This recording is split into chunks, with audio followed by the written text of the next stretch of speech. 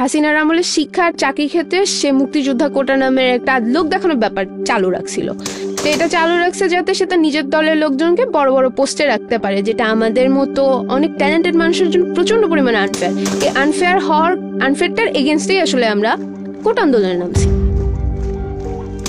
যদিও আমরা অ্যাপারেন্টলি আন্দোলন করতেছিলাম কোটার বিরুদ্ধে, কিন্তু এই আমাদের মনের মধ্যে ছিল এই যে হাসিনার 16টা বছর ধরে যে শাসন এবং তার শোষণ, এটার বিরুদ্ধে পুঞ্জীভূত ক্ষোভ। কোনোরকম কোনো নির্বাচন ছাড়াই উনি পরপর 3 বার ক্ষমতায় ছিলেন। শত শত মানুষকে খুন করেছে, গুম করেছে, ব্যাংক লুট করেছে। তার বিরুদ্ধে একটা টু শব্দ করলেই সে দুনিয়া থেকে গায়েব করে দিবে। আর এই ক্ষোভটা তো আমাদের মনের মধ্যে সবসময় ছিল। এই ক্ষোভটাকে সাথে নিয়েই আমরা কোটা আন্দোলনের নামছিলাম।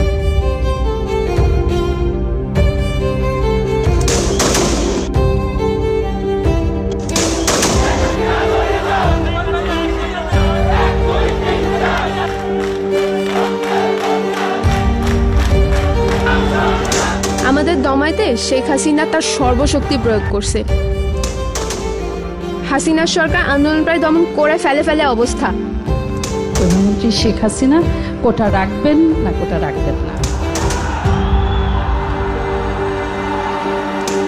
মুক্তিযুদ্ধের বিরুদ্ধে এত ক্ষোভ কেন? তাহলে কি রাজাকারের নাতিপুতিরা পাবে? তখনই আমরা ছাত্রীরা আমরা রাস্তায় নামছি, বিভিন্ন হল এর গেট ভেঙে আমরা সবাই রাস্তায় নেমে আন্দোলন করছি। The whole paradigm shifted. আমরা আন্দোলনকে নতুন রাস্তা দেখাইছি। আমাদের রক্ত গরম হয়ে গেছে, আমাদের কান গরম হয়ে গেছে। আমাদেরকে যে রাজাকার ট্যাগ দিছিল না, আমরা ন্যারেটিভটাই চেঞ্জ করে দিছি। এই মহিলা কিভাবে বলে, সে দেশের প্রধানমন্ত্রী হয়ে এই কথা কি করে বলে? সে নিজেকে কি মনে করছে? সে ক্যাম্পাসে বিজিবি, পুলিশ, টোকাই, ছাত্রলীগ সব নামাইছে। এই যে 20 দিনের মধ্যে ব্রুটালি সে হাজারেরও বেশি ছাত্র জনতাকে তাদের তাজা প্রাণ খুন করেছে। এটা তো ম্যাস কিলিং, তাই না?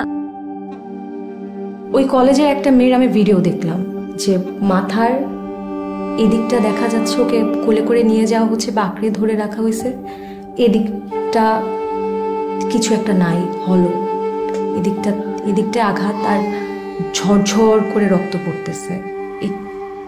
আমি এভাবে কখনো রক্ত পড়তে দেখি নাই।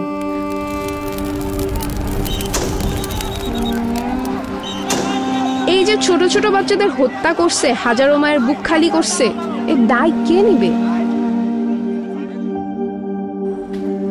নাইমাকে হারিয়ে নাইমার ছোট ভাই তাসপিয়া, বড় বোন, 2 ভাই বোন অসুস্থ, মানে একদম পুরো অসুস্থ।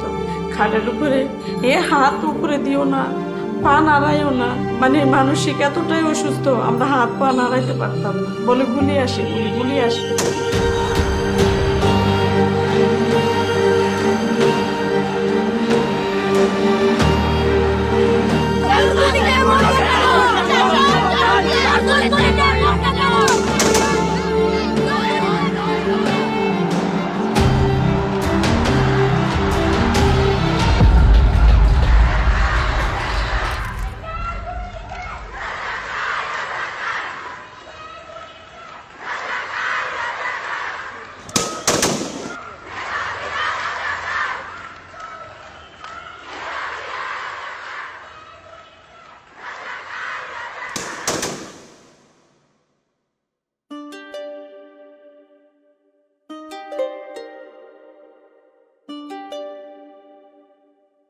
নাইমা ছিল অত্যন্ত মেধাবী।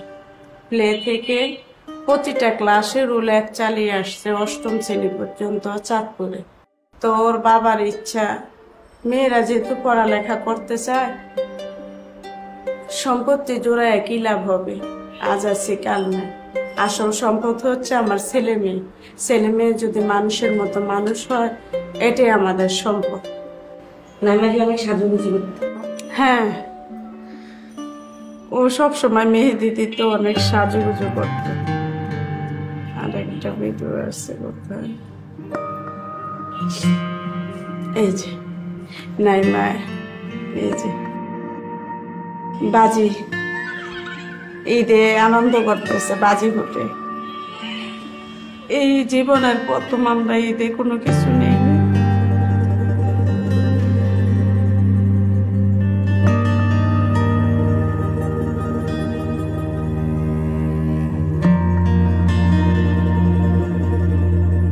আমি সুস্মিতা মিম, আমি প্রিন্ট মেকিংয়ে মাস্টার্স ফার্স্ট পার্টে ঢাকা ইউনিভার্সিটিতে আছি। আমরা শাহবাগে যখন শান্তিপূর্ণভাবে বসছি, আমাদের দাবিটা আমরা জানাইছি, তখন পুলিশ এসে আমাদের মেরেছে, আমাদের বন্ধুদের গায়ে হাত তুলেছে, মেয়ে বন্ধুদের গায়ে হাত তুলেছে, তারা গুলি করেছে আমাদের ক্যাম্পাসে। তাদের সাহস কি করে হয়েছে? তারা এতখানি অ্যাগ্রেসিভ আচরণ করেছে, এটা শেখ হাসিনার নির্দেশ ছাড়া তো সম্ভব না।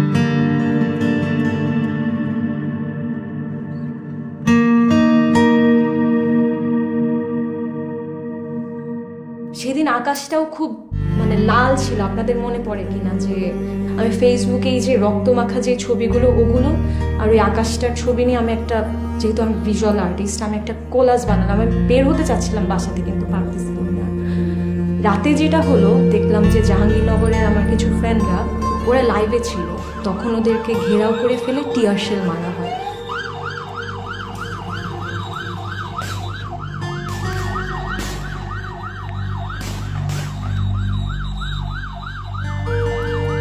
আমার এখনো মানে গায়ে কাটা দিচ্ছে যে আমার বন্ধুদের আমি দেখতেছি যে ওরা কাঁদতেছে, ওরা বলছে আগুন কোথায়, আগুন কোথায়।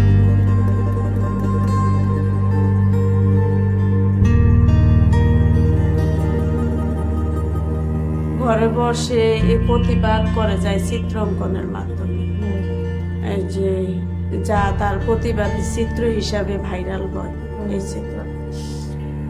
তারপরে নাইমায় বন্ধুদের সাথে কথা বলতো যে আমরা কিভাবে আন্দোলনে যাওয়া যায়, বন্ধুদেরকে উৎসাহিত করতো এই ব্যাপারে, তোরা তোদের কাছ থেকে কর, আশেপাশে যারা আছে আমরা এখানে করি। ওই সময় তো উত্তরার অবস্থা জানেন কি অবস্থা।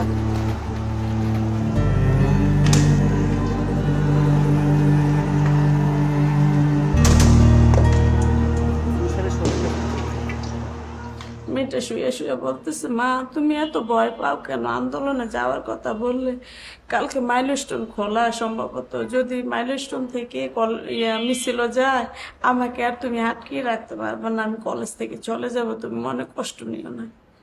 আর আমি যদি শহীদ হয়ে যাই তো তুমি আলহামদুলিল্লাহ বলবা।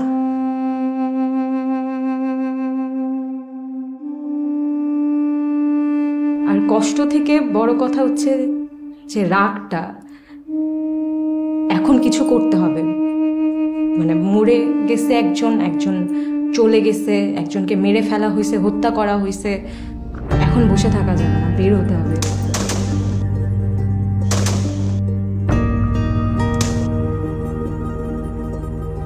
আমি পাঠশালায় পড়ি।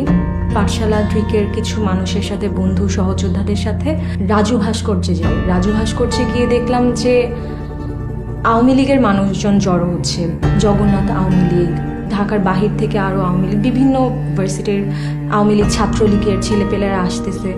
ওদের হাতে একটা রডের মতো, ওইটা নিয়ে ওরা খুব প্রাউডলি হেলমেট পরে রাজু ভাস্কর্যের সামনে দাঁড়িয়ে সেলফি তুলতেছে।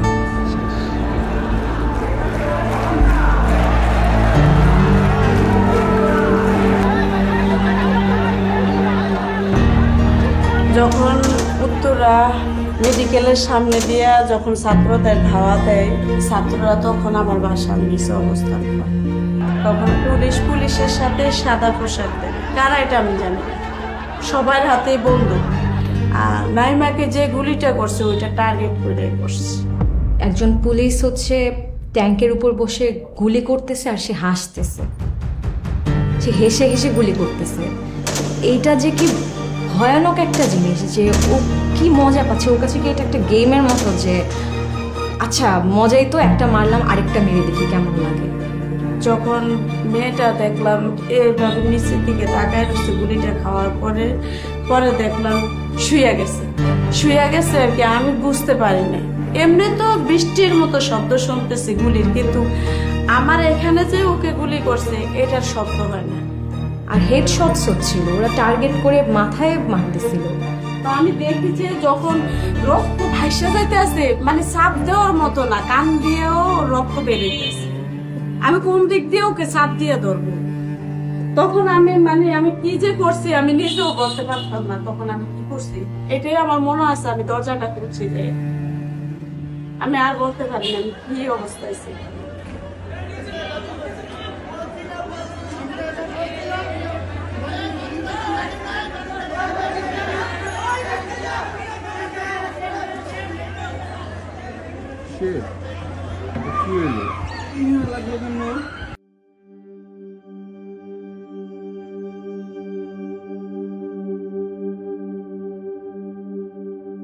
নিজ বাসার বারান্দায় যদি গুলি খেতে হয় তাহলে আমাদের দেশের নিরাপত্তা কোথায় শিশুদের?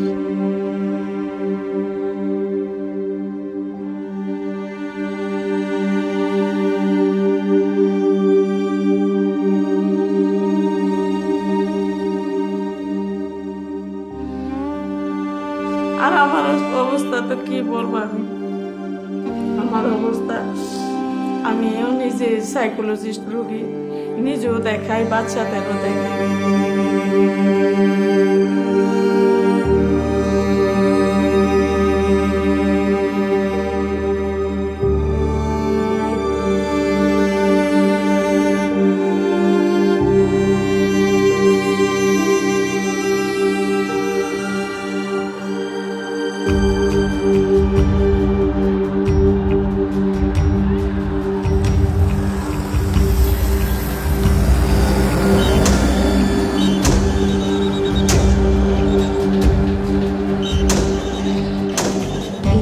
যখন আমরা আবার ফেরত পেলাম অল্প কিছু সময়ের জন্য, তখন আমরা সবাই বলতেছিলাম এখন সবাই দেখে ফেলছে, কেউ বাসায় থাকবে না, কেউ বাসায় থাকবে না, এখন কোনো ন্যারেটিভই বানাতে পারবে না। যত মিথ্যা কথাই বলুক যে ডেটা সেন্টার পুড়ে গেছে, মেট্রো এই হয়েছে সেই হয়েছে, হ্যান হয়েছে ত্যান হয়েছে, এত নাটক কেউ বিশ্বাস করবে না, সবাই দেখে ফেলতেছে প্রুফ।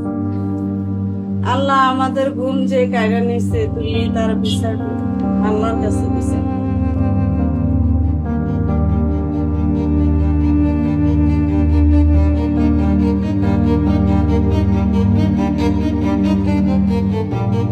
আমরা মেয়েরা করলাম, আমরা ছেলেগুলোকে ভেতরে রাখলাম, আমরা সামনে আগায় আসছি। আমরা সামনে আগায় আসছি এই কারণে যাতে ওরা অন্তত মনে করে সামনে মেয়েরা আছে, মেয়েদের দেখে অন্তত ওরা গায়ে হাত তুলতে বা গুলি করার ব্যাপারে বা যেটাই বলেন ভায়োলেন্ট হয়ে যাওয়ার ব্যাপারটাই তারা যেন একটু অন্তত দুইবার চিন্তা করতে পারে। তো আমরা এই স্ট্র্যাটেজিটুকু ফলো করছিলাম যাতে ওরা অন্তত, আমি যেন ওদের আমার ছেলে বন্ধুগুলোকে সেভ করতে পারি।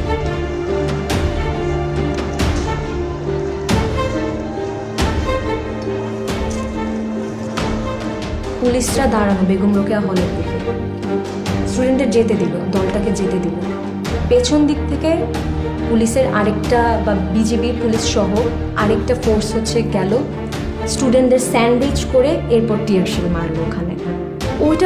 ওইটা আমার জন্য খুবই আমার বুকে লাগছে জিনিসটা। তখন আমাদের দুজন নারী মানবাধিকার কর্মী আর আমাদের ফটোগ্রাফার একজন আপা, ওনারা তখন পুলিশদের বললেন যে আপনারা কতটা নির্লজ্জ হতে পারেন যে এমন নিরস্ত্র বাচ্চাদের গায়ে আপনারা হাত তুলতে পারবেন, পুলিশদেরকে বলতেছিল। এরপর পুলিশটা যেটা করলো, হাসা শুরু করলো, এভাবে বলে। এরপর ওনারা আমাদের ভিডিও করা শুরু করছে। এরপর আমরা বললাম যে ছবি তুলবেন, ভিডিও করবেন, আরো কাছে আসেন। একটা ভয় থাকার কথা যে আমাদের ছবি তুলে নিয়ে যাচ্ছে, আমাদেরকে পরে ধরে নিয়ে যেতে পারে, বাসা থেকে নিয়ে যেতে পারে, কারণ আপারা তো নোন ফেস, আমি হয়তো এতটা নোন ফেস না হতে পারি, কিন্তু ওনাদের বুক ভর্তি সাহস, ওনারা এসব তোয়াক্কাই করেনি।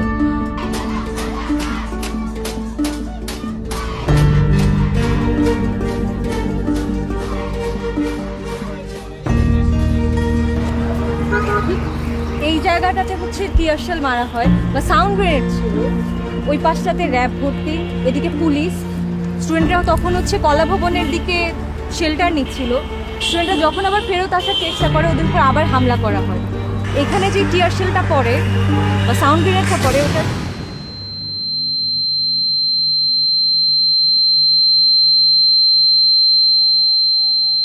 তখন আমার কান বন্ধ হয়ে যায় আর মানুষজন সাথে সাথে ছোটাছুটি শুরু করে।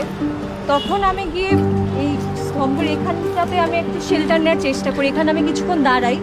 দাঁড়িয়ে আশেপাশে একটু স্ক্যান করি যে আমার পরিচিত কি কেউ আছে কিনা। আমি জানি না, আমার কাছে শক্তি ছিল আমার ক্যামেরাটা। আমি ফোন বের করে আমি ভিডিও করছি, ভিডিওগুলো এখনও আছে আমার কাছে, যে আপারা বলতেছেন। আমি যেহেতু ভয়েস লাউড করে বলতে পারতেছি না, আমার শক্তিটা হচ্ছে আমার ক্যামেরা। আমি ছবি ভিডিও, ওটা আমার শক্তি। আমি ওটা ক্যাপচার করি।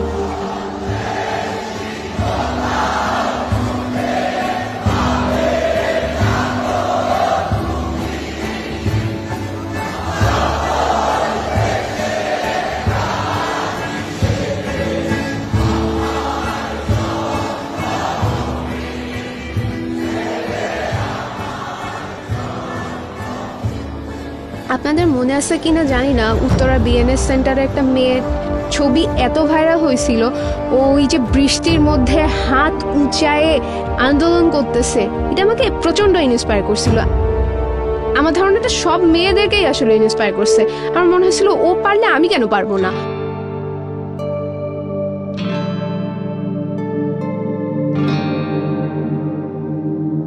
5 তারিখ সকালবেলা মানে ভোরবেলা উঠে আমি আমার বিছানাকে এমনভাবে গুছালাম যে দেখে মনে হয় যে আমি ঘুমাচ্ছি। এভাবে আমি বের হয়ে চলে আসছি। দ্বিধা পুরো রাস্তায় ছিল যে মরে যাবই।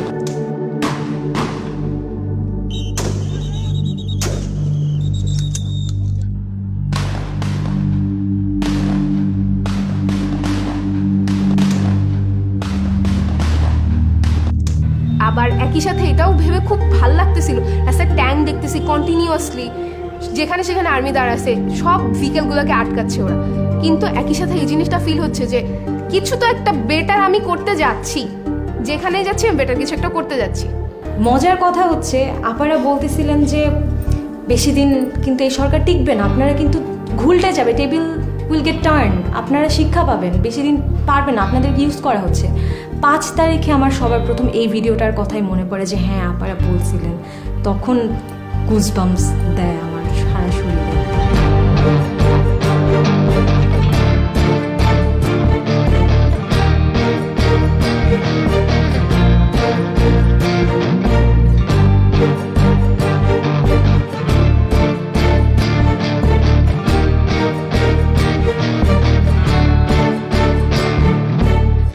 এরপর তো অনেক অরাজকতা হলো, ডাকাতি হচ্ছিল অনেক।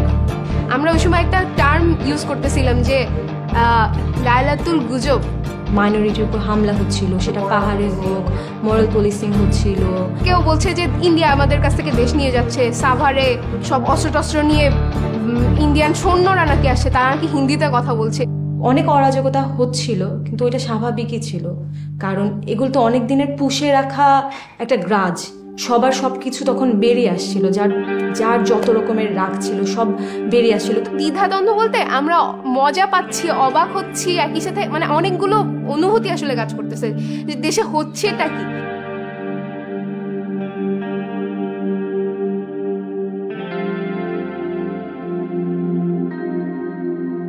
এই বিপ্লব কিন্তু কারো একার না, সবারই বিপ্লব। এই জন্য সবাই চাচ্ছে নিজের ভাগটা নিয়ে নিতে, যেটা অবশ্যই ভ্যালিড। সবাই নিজের যে অধিকার সেগুলোর জন্য রাস্তায় দাঁড়াচ্ছিল।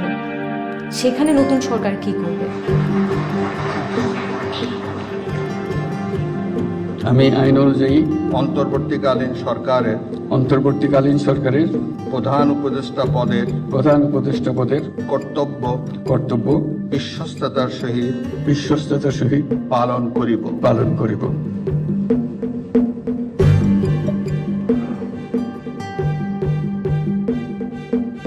5 আগস্টের পরে একটা জিনিস খেয়াল করলাম, আমরা মেয়েরা আরো বেশি পলিটিক্যালি ইন্টেলিজেন্ট হয়ে গেছি।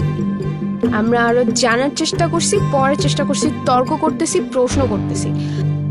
যেহেতু আমরা নিজেদের নিয়ে সচেতন হয়ে গেছি, আমাদের আর থামায় রাখার কিছু নাই। আমি যেখানে আপনাকে বললাম যে আমি অনেক রেগে গেলেও ভয়েস লাউড করতে পারতাম না, সেখানে আমি ভয়েস লাউড করা শিখে গেছি। পাখি যখন একবার খাঁচা ভেঙে উড়ে যাওয়ার কৌশলটা শিখে যায়, তখন তাকে আর খাঁচায় বন্দি করা যায় না। এই যে জুলাই আন্দোলন, এই যে নতুন স্বাধীনতা আমরা আমাদের ছোট ছোট ভাই বোনের রক্তের বিনিময়ে পাইছি, এটা আমরা কোনোভাবেই বেহাত হতে দিব না।